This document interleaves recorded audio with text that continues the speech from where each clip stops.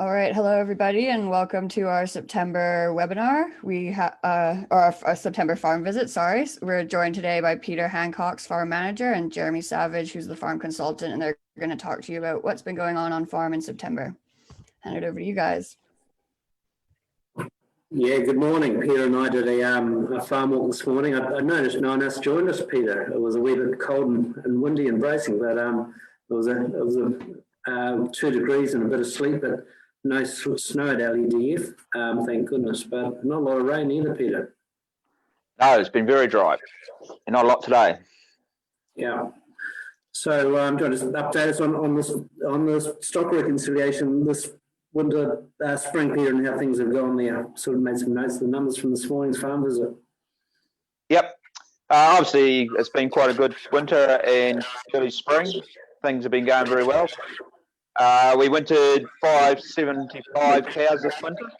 We have had 4 deaths. Sort of 2 of them was mastitis. We had 2 of black mastitis that just bowled them. 1 heifer had calving problems and 1 milk fever. So it hasn't gone too badly. 6 cows showed up as empty. Always seem to get a couple at the end of the winter. So 6 of them have gone away. And we've noticed another 1 empty over there. So out of the 575, possibly milking around that 560. There is a couple in the herd that probably aren't going to make it with the haven't got much milk on them. So yeah, somewhere between that 555 and 560 is probably where we'll end up with cows and milk this year. And we've got there a bit about winter wastage. So what winter wastage is the peak, the difference between the number of cows that we wintered, 576, and where Pete's hoping going to land in terms of peak cow numbers, which will be 560. So only 16 cows falling by the by. So that's 2.6%. That's a pretty good result, Peter. Across the client base, when I'm doing the numbers, I consider good at 3%, acceptable at 4%, and issues, and we're starting to look for the problems at 5%. And those problems might be not spotting cows, Johne's disease, those sorts of things kicking in as well. So 2.6%, Peter, you'd be pretty happy with it. That's a really good result. Yeah, no, definitely. It's certainly been the year's help. The winter's certainly been a big help for that, I think. Yeah, and you've had you were able to select the cows pretty well and only take through good quality cows this winter. You weren't sort of desperate to take anything that was marginal, were you? Yeah. Cool. So your farm walk this morning, Peter. How's your plate meeting going at the moment? Yeah. Most times of the year, we do the farm walk and we read with the plate meter. We don't sort of think that what we're measuring is probably what the cows are going to find. But this week and last week, I've been noticing what we've been plating. It seems to be pretty close by eye and by plate meter at the moment. So, yeah. Yep, and you had a pasture assessment completed this week in terms of a feed analysis done? Yep. The way it's looking pretty good quality. Yeah. Yeah, so Peter had the assessment was 12.7 ME with what the cows are going into at the moment, and 18.5% dry matter, and that's all the first round feed ahead of the cows at the moment. So cows are firing pretty well. You sort of just north of 2 kilos, Peter? Yes, yeah, just hit the 2 kilos averaged over the last week. Yeah, super. So feed wedge at the moment.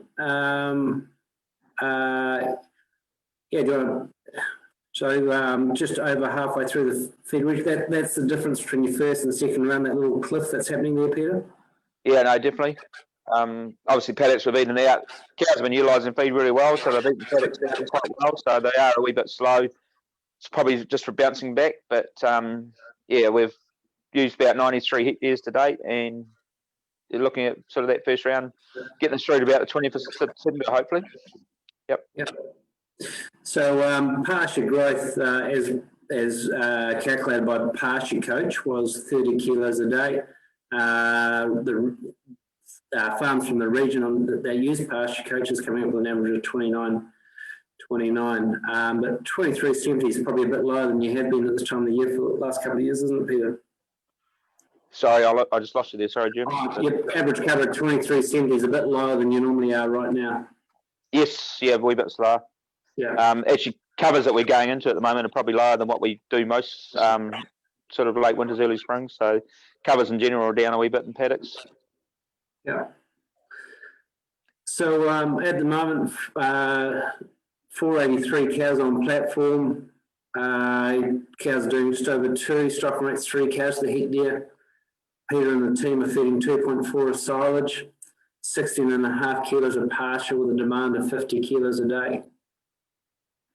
So just feeling slightly uncomfortable at the moment, Peter. Yeah, it's tight enough. Yep. And getting good quality baleage, obviously, to feed them at the moment, is sort of a bit of a bit of a challenge. So, and this time last year you're doing 2.1, so you're just finding that silage might be holding them back slightly. Yeah, that and possibly our heifers just not quite as good as what we normally have them, and so they might be, or they will be affecting production just a wee bit, I think. Yeah. Just something to note as well when we looked at the pasture cover this morning and how it's moved. So pasture cover's dropped by 30 kilos a hectare. So it's dropped from 2,400 the farm walk last week to 2,370. It's worthwhile double checking that your pasture coaches and agri-nets, whatever you're using, or Minder Land and Feed are giving you the right growth rate. So the demand at the moment is 50 kilos. The demand for the last week was 48, with a few less cows. The pasture's dropped by 5 kilos a day, so that's suggesting that we would have a net growth of 45 at the tail end of the week, or 43 on average for the last week. Pasture coach is suggesting 30, so we've just got a bit of a disconnect at the moment around our tools that are telling us what the growth rate is and how our cover's moving as well. So we've got to be careful not to take for an absolute grain of salt just what some of these online tools are telling us what the growth rates are. And the reason for that is that these pasture coach would have missed the growth rate for these bottom paddocks here, which were top paddocks and probably growing quite quickly during the week as well. So you just got to watch it at the moment in terms of just relying on that growth rate that comes through these feed wedge tools as well. So double check, make sure it's making sense. And you can see there, Peter, what number would you believe, 45 or 30 at the moment, the way you're seeing the farm balance? Sorry, what was that? What growth rates? 45 is what the cows are telling us. 30 with a pasture coach. Which one do you reckon is closer to the mark? So it's hard to guess. I guess with the plate meter was probably thinking that the pasture's around about 15. It's possibly, as we've seen, the pasture cuts we've been doing is quite a bit higher in dry matter, so that's probably might be where the difference is a wee bit too, I think. Yeah. Cool. In terms of covers, it sort of looks about right, on pasture coach, but the cows are finding a wee bit more possibly. So supplement use, we've got at the moment, Peter's got just 22 tonne left on farm. As Peter mentioned before, with last autumn, we ripped through a bit more baleage than planned, and we've been in the market and buying wheat at this spring, and a combination of that and the feed that was on hand as well. At the moment, Peter, you've got enough silage for 15 days at 3 kilos a day. So that's also sort of just tight enough at the moment too, isn't it? It is, yes. Yeah. And if we need to, we will go buy some more. If that's all we use is for 15 days, we've got enough there. We'll end up using 65 kilos a cow on the milking platform, and the springers off the milking platform on our springing blocks will use 42 contract using 42 tonne dry matter. So that's a pretty good result, Peter. Most people use about 150 to 180 kilos a cow of supplements, grain, palm kernel, silage during the spring months. So one of the things that you do well, Peter, is just keeping all those non-calving cows off the platform as well. So that helps out for that number too. Yeah, no, it does. And I think having that higher cover at calving, which allows us, a wee bit more grass on farm, works well when we had a sort of good winter and early spring like we've had, that we can have good utilisation. But if we didn't have utilisation, we might have been in a bit more trouble. Yeah. It's been a dream spring for LEDF, hasn't it? It certainly has. Yep. So in 15 days' time, when that silage runs out, we'll have about 530 cows. Hopefully, when we get that silage out, we'll be flying along at 2.15. Cows at that stage will be eating 19.6. We've got a demand of 64. With a tailwind, I think, what do you reckon, Peter? Well, that's about where we'll land, isn't it? Yep. We'll be right. Yeah. So we'll be keeping a pretty close eye on that with feed budgets and making sure that works before. Your rotation planner, Peter, which I'll flick forward.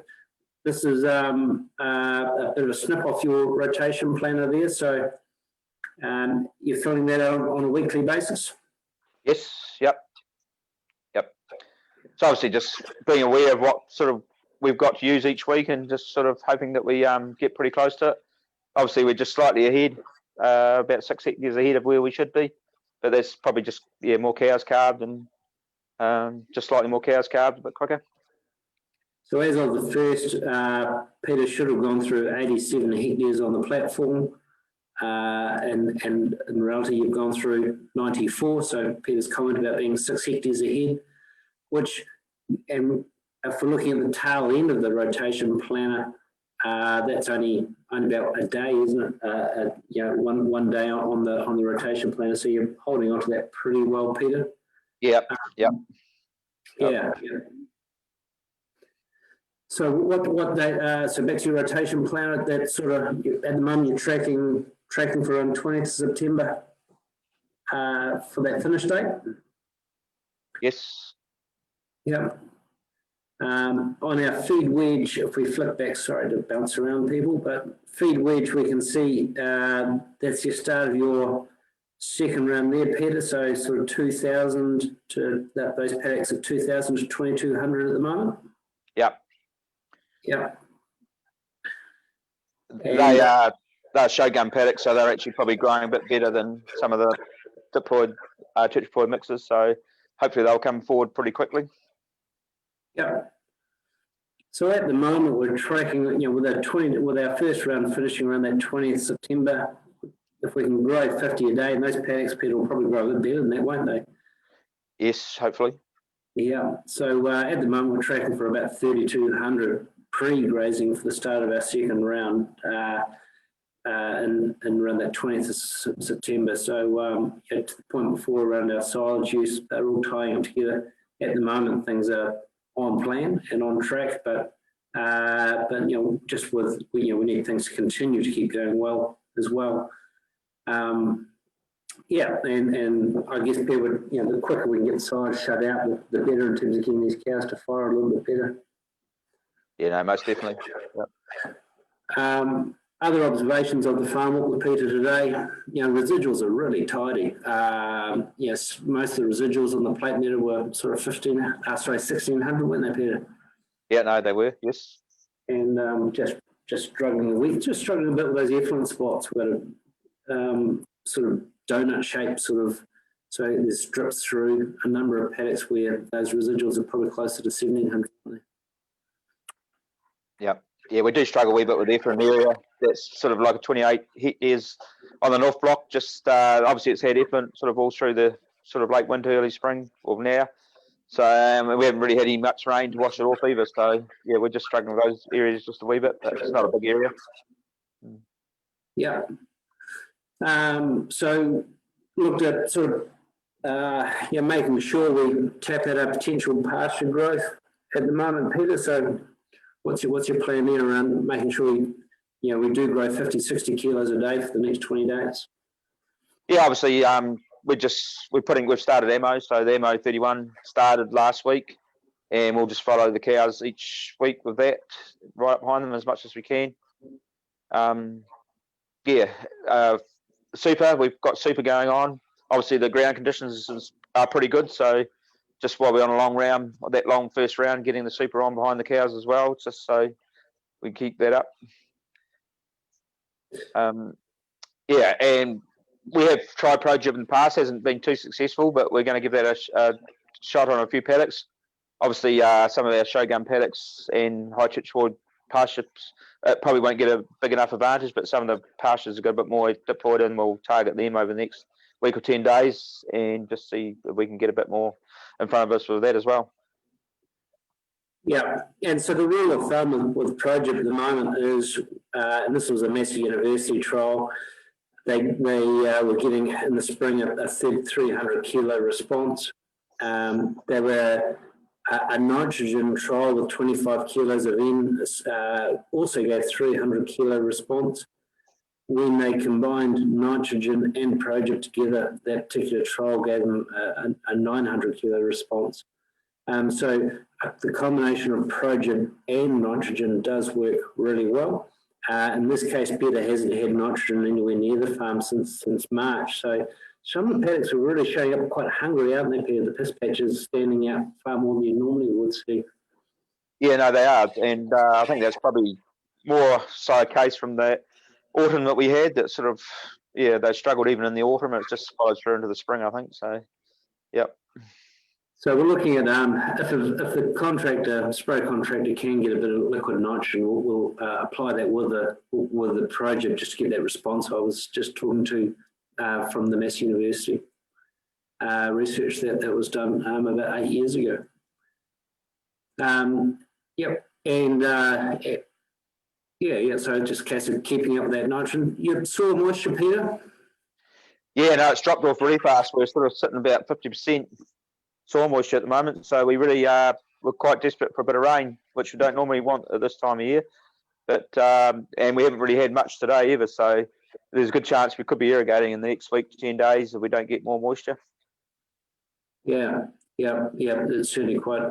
Autumn was quite bizarre, and this spring's just turning out to be very much the same. Yeah.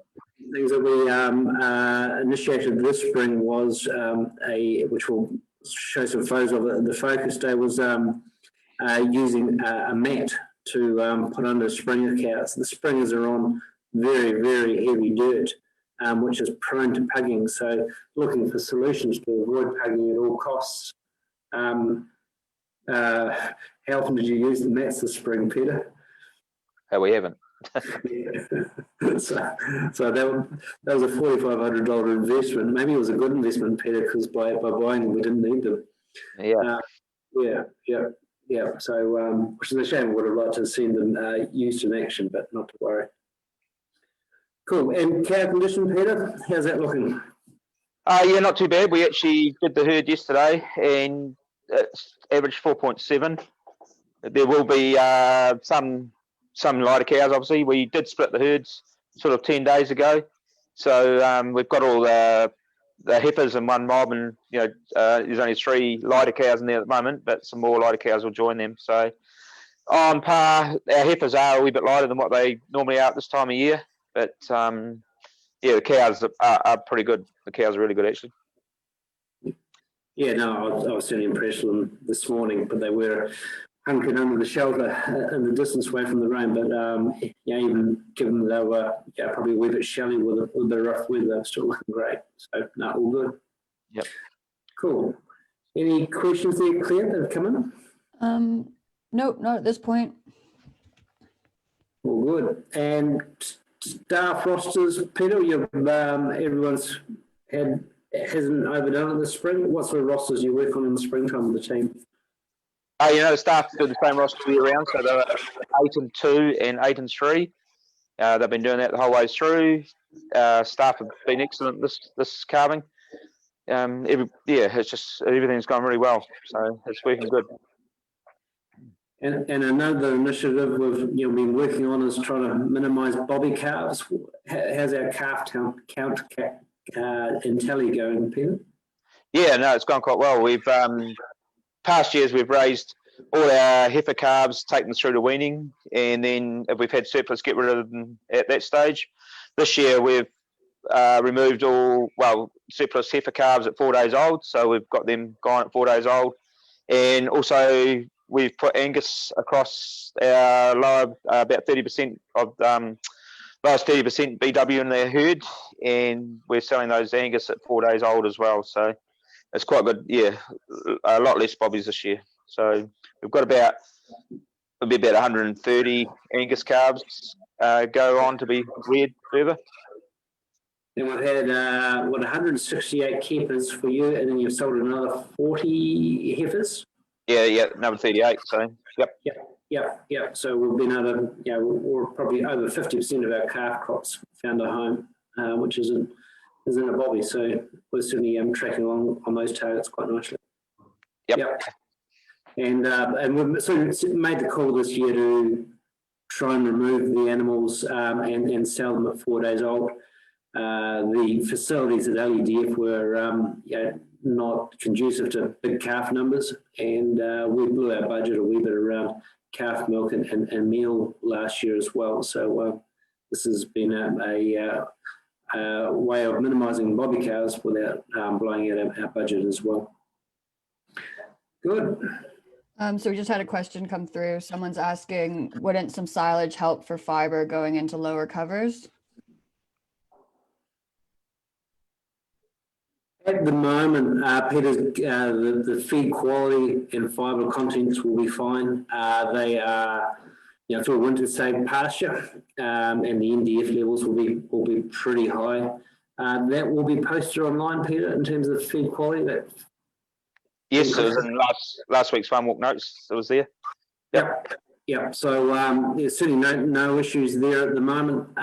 There may be a 5 or 6 day spell in early October, probably around the 5th to 15th of October. We'll start keeping an eye on that, where we get rapidly growing grass. But certainly the feed quality cuts that are taken and looking at the nutritional parameters of the pasture, fibre levels have been fine for most of the season on LEDF. So there's probably about a 5 day window in the bulk of in the real peak of the growth rate in the spring period before seed head comes out, that you find cows get a wee bit flighty and shitty. Yeah, definitely. Yep. So all good at the moment.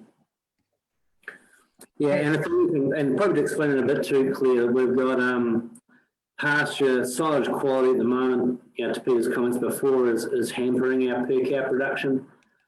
And if we're feeding 2.5, Peter's intending to feed 3 kilos of dry matter over the next 10 days, 15 days. Our silage quality is probably about 10.7 compared to our pasture at 12.7. So we're taking a 2 megajoule hit for every kilo of dry matter of silage. If we times it by 3 kilos of dry matter of silage, we're talking 6 megajoules that we're limiting the cows by in terms of energy intake. It takes 68 kilos of megajoules to make a kilo of milk solids by. So in a roundabout way, 3 kilos of silage can limit cows by about 0.1 of a kilo of milk solids per cow at the peak if we're limiting their energy intake. So we're really focusing on easing back on that silage so we can get better quality grass into the cows rather than inferior silage as a feed. I hope that maths made sense. Yeah, that was good. I think, that seems to be all the questions that are coming through. So we'll wrap up for today. We'll be back with September's webinar on the 15th, and the topic we'll be covering will be mating. And we've also booked in our focus day for October 15th. So we hope to see you all there on the farm at 10 a.m. Thanks, everyone. Thanks. Thanks, Peter. Thank you.